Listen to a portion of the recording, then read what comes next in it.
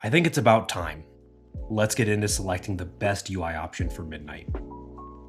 To catch you up to speed, Blizzard has made some sweeping add-on restrictions, all coming in the Midnight pre-patch. Because of this, we've had to say goodbye to things like WeakAuras. More importantly, almost every single combat-focused add-on has had to rewrite their code. This puts us in a unique position where we can reevaluate what add-ons are now the best. So, I want to share with you what I've found during my beta testing so you can be prepared to make an informed decision on January 20th. I briefly want to touch on my current personal preferences. I primarily use WeakAuras, Cell, and ElvUI. This covers all of my bases, including ability display, raid frames, and general quality of life additions. I keep things clean and simple and try to eliminate any excess noise where I can. My goal in Midnight was to keep my new UI as close as possible to what I use today, and maybe even making some of it a little bit better. I've narrowed it down to 3 options for the core of my add-on selection: QUI, NephUI, and ElvUI. I'll review what I found to be good about each of these options, what I like, what I dislike, and then what my final choice is, and I'll even provide some recommendations for folks who might want to mix and match. Let's start with the newcomer, QUI. Made by Quasi, a popular Mythic Plus and UI-focused streamer, his approach was simple. He designed the UI he wanted to use above all else. It has all the bells, whistles, and additional functionality you could ever really want, and he wants this to mostly be an all-in-one package, complemented by a few separate add-ons, specifically nameplates and raid frames. QUI organizes all of its settings into clearly marked menu sections. Each section of the options interface focuses on a unique UI element. The options menu is actually quite comprehensive and relatively clear. However, the primary focus of QUI is controlling the cooldown manager and nameplates. The settings are mostly intuitive and offer you a high degree of flexibility. It has all of the standard functionality you have come to expect from a UI package: font options, text coloring, border resizing, UI scaling, presets, dedicated profiles, and even import-export functionality. You get the idea. If I was to list every single feature, we'd be here all day, but I do want to point out some of the unique offerings. QUI has a toggleable targeting reticle. This has been a fairly popular option for a lot of folks. That really because it can be difficult to see your cursor in combat, and this solves that issue. There is some pretty great functionality that's also been built into this. It has a GCD swipe built into the mouse icon and multiple customization options. You can really make it what you want. QUI also offers some very intuitive additional bar functionality. The cooldown manager currently locks you into Essentials and Utility with no further options. That's just 2 bars. But QUI lets you add a bar, drag spells or items onto it, and place it where you want. Really, you can track whatever you need and wherever you need it. QUI also does a really good job with dynamic buff tracking. You can choose your alignment and growth direction, and the add-on's just going to do the rest. In a recent build, Quasi even added built-in action bars, so it's one less add-on to worry about. Total setup time took me about an hour the first go-round. I'm a little bit particular on how I have things set up, but in my later tests I ran, I was mostly good to go in less than 30 minutes. This UI suite isn't perfect, far from it, but it's honestly a really good start, especially at this point. Right now, it's unlikely to be accessible from CurseForge or WoWUp.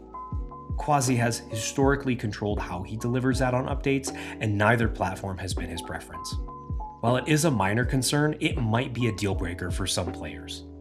Currently, his beta UI is paywalled through Patreon, but I'd expect a more clear update from Quasi once we are closer to the pre-patch launch date.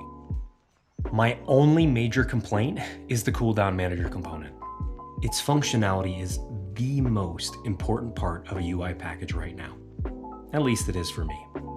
Even with Quasi's frequent UI updates, it isn't quite there yet. There are a few bugs with the cooldown, swipe, and glows, but that's somewhat expected right now. It should dramatically improve before the pre-patch. There is enough customization built into this tool, I don't expect this to be a problem for most players. This UI is updated almost daily, and as of recording, Quasi has pushed out 4 major updates in the last 2 days. The amount of bugs this guy has squashed is sort of incredible for a team of 1. He is seriously dedicated to this project, and I'm positive that my concerns will be remedied in the near future. An alternative option is NephUI. This is a rebrand of the previous add-on called Cooldown Manager, but this time, it's much more of an all-in-one package, extending skinning options to much of the UI. The biggest difference between QUI and NephUI is that NephUI is almost ready to go out of the box. At least it was for me. My total setup time was less than 20 minutes. This add-on offers most of what you would want, including cooldown manager skinning, resource bars, unit frames, and additional bar creation. NephUI does offer some unique additions, including party and raid frame customization, chat skinning, and character panel enhancements. And while not unique to NephUI, the proc glow customization options are superior at this point. In addition, the cooldown manager portion of this add-on provides a very clear and very clean looking result. However, my complaints are very targeted here for NephUI. The options menu is pretty rough around the edges. It gets the job done, but it can be clunky and counterintuitive. It's also a little bit buggy. For example, these buff icon placeholders haven't been fixed, and this issue has been present for a few weeks now. It could be because I was a pretty early adapter with some of NephUI's builds, so maybe there's some ghost code lingering there that's making it not really great. Add-on updates have been published about every 4 to 5 days, but they aren't as comprehensive. And we can't expect them to give up their whole life for add-on development. Even so, I still want to set a realistic expectation for users. NephUI is unlikely to be as polished as some of the other options. Still functional, but not flawless. Our last option is ElvUI. As of late December, ElvUI has not released a full beta build for public testing. They did commit to a 12.0 release, but as far as I can tell, we have no development work to reference. Their major hurdle was how to handle unit frames and nameplates, and it seems that they're still undecided on how to proceed, at least publicly. ElvUI has an extensive track record of publishing a quality product that hundreds of thousands of people use. It isn't perfect, but it has historically been highly customizable. While some of those customization options will be gone due to Blizzard's imposed restrictions, I'd like to think we can expect a quality product on Midnight's release in March. I'm curious. Comment below if you think ElvUI is going to have their add-on ready for pre-patch. Shifting gears a little bit, we will continue the trend and talk about the newer developed add-ons first. This time we're going to focus on add-ons that adjust our nameplates. Platynator, I hate the name, they're a newcomer to the scene and they offer a very user-friendly approach to nameplates. If you want something pixel perfect, this option is definitely not for you. However, if you want something easily accessible and a little bit more limited in scope, this is a really good option.